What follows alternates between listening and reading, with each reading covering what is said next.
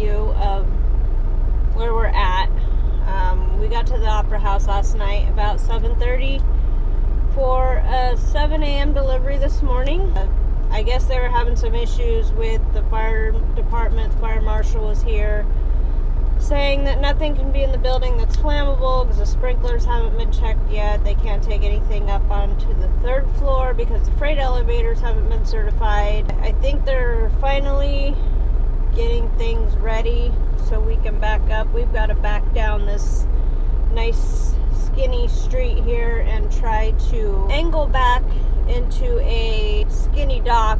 I'm hoping with me in the back and front and everything watching Dean, he's going to be able to do it. There's not a lot of room back there. I think he's going to put the camera up so you guys can see what's going on and how tight this spot is. It's already 9:30 in the morning. I don't know how long it's going to take them to unload this, because there's a lot of stuff in this trailer, and I don't know if it's on pallets or if it's individual. I have no idea. That is all I know for now.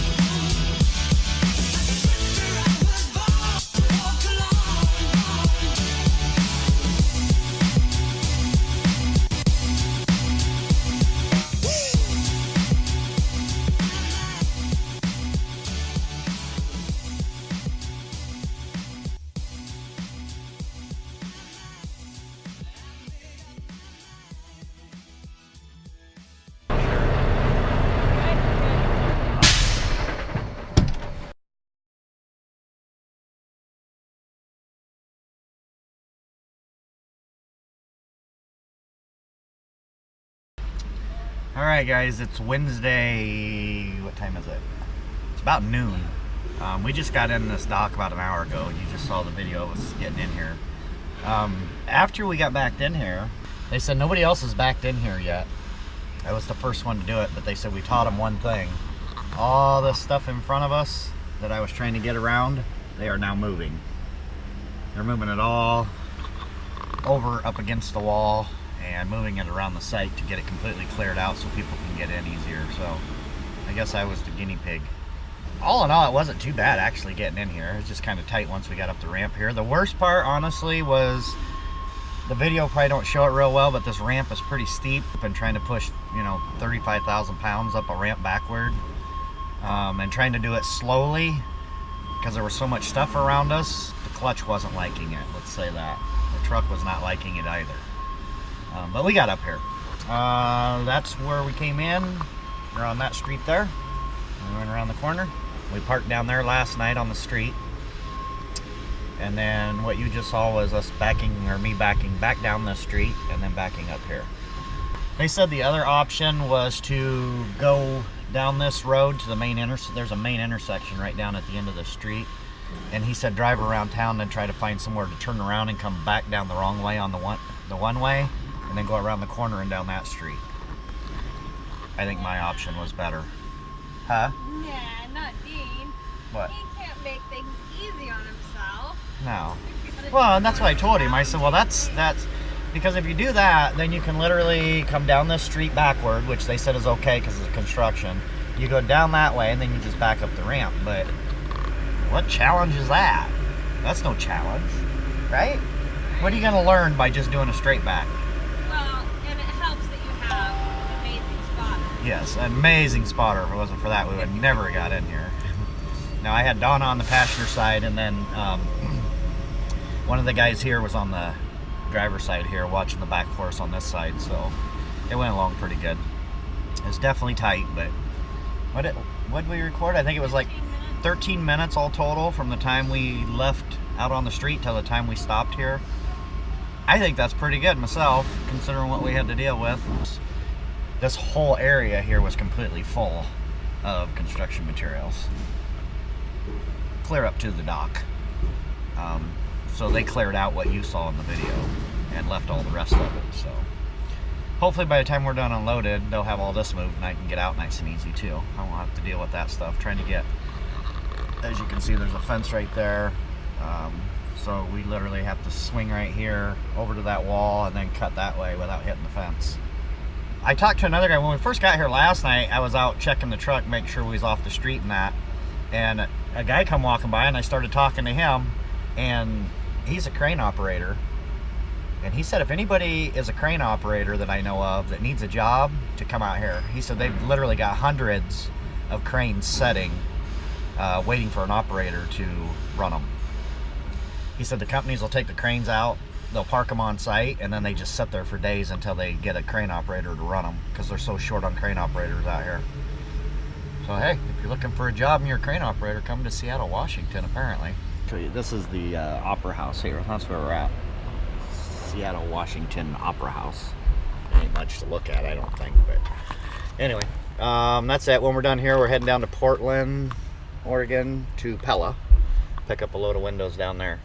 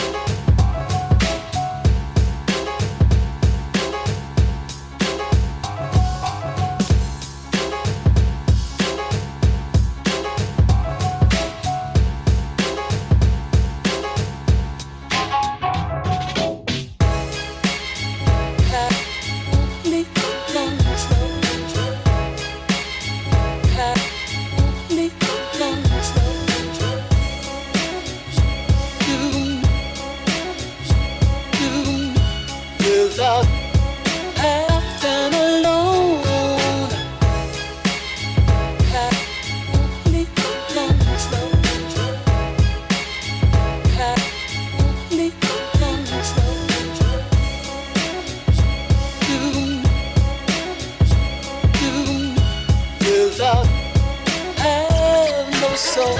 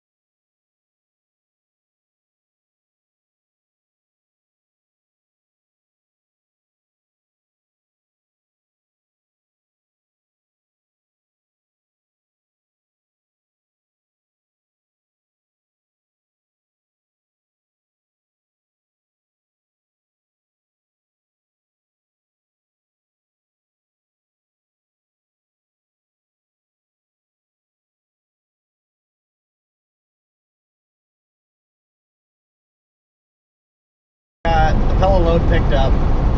What happened at Pella was this. We pulled in there and we was going to back into that empty spot because the trailer we were picking up was right next to it. But the shag driver, he was on the other side of the fence, backing a trailer into a dock, and he seen us and he started honking at me, so I ran over there. He said they had been waiting for this trailer all day because we got stuck there in Seattle for so long. We got there last night at like 7 o'clock. We didn't get out of there until 2 o'clock today. But anyway, they'd been expecting or waiting for this trailer all day. He said they had a load ready to go into it. So yeah, he just had us drop the trailer right there in the lot. He backed under it and then took it straight in and dropped it. We got there at like what, 5:20, and he said he got off at 5:30 and they needed that trailer in the dock by 5:30. So yeah, which we didn't know. We didn't know anything about it. But anyway, so that's what happened there. That's why we didn't get any back in video. I apologize to him, but I mean, it wasn't our fault. Nothing we can do about the little debacle in Seattle. We've got our Pella load on now. Head over to Colorado with that. It doesn't deliver until Friday morning, so dispatch is going to try to get the time changed so we can deliver it tomorrow. If that's not possible, then we're just going to drop it. They're going to get us something else heading back. So that's the deal with that. We're only 20,000 pounds with this load, so it's nice. Yeah, because we got to get home because we found out yesterday that Neat's mom got put in the hospital. Yeah, it rains, it pours. So, yeah, now we got to get back and check on her. Yeah, she's had a cold for like 4 weeks, and she's been coughing and coughing and coughing and couldn't get rid of the cough, and it ended up, from what they said, it swelled her. She got basically her diaphragm's inflamed, so it's not allowing her to breathe right. So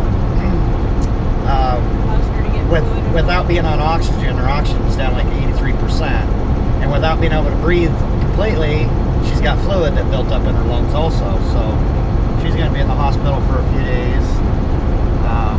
Yeah, then we're fighting with our daughter again because that Humira that we was all excited telling you guys about, it's not working at all. Not at all. In fact, we're almost right back to square one. So the Humira is out. She goes back in tomorrow to her GI to figure out what in the world we're going to do next, because we don't know. So yeah, it's been an interesting week, to say the least. Yeah, and I found out about my mom getting put in the hospital yesterday. They said they took her out to the ER, and the ER admitted her immediately because of her oxygen level being so low, and we were clear out in Seattle, so you know, we're 40 hours from home. There's nothing we can do. So Yesterday was stressful. it was a very bad day. It was a very stressful day, and then it just rained and rained and rained. We were heavy. We were fighting the truck down the hills, trying to slow it, keep it down, you know, keep the speed down. And then it was foggy, and it was just a mess. Yesterday was just a mess, absolute mess. Yesterday was not a good day. No. So anyway, we're heading down, or we're heading across 84 East now through Oregon. It's gorgeous through here with this lake and everything beside us. So we'll be heading over to Denver. Tell you about it. When you're light, if you got a light load and you got to go to Oregon, don't complain because it's gorgeous. If you're heavy and you got to come to Oregon, kick and fight because it's no fun in the mountains. The state is nothing but up and down. If you just want to come in a car, I would suggest taking 84 because it's so beautiful scenic here. Yeah, 84 is beautiful through here. So, all right, I'm going to cut this off because this is going to be a long video anyway. So I think that's about it. You guys know what we know up to this point. Yeah. How's that? All right, we'll catch you guys tomorrow.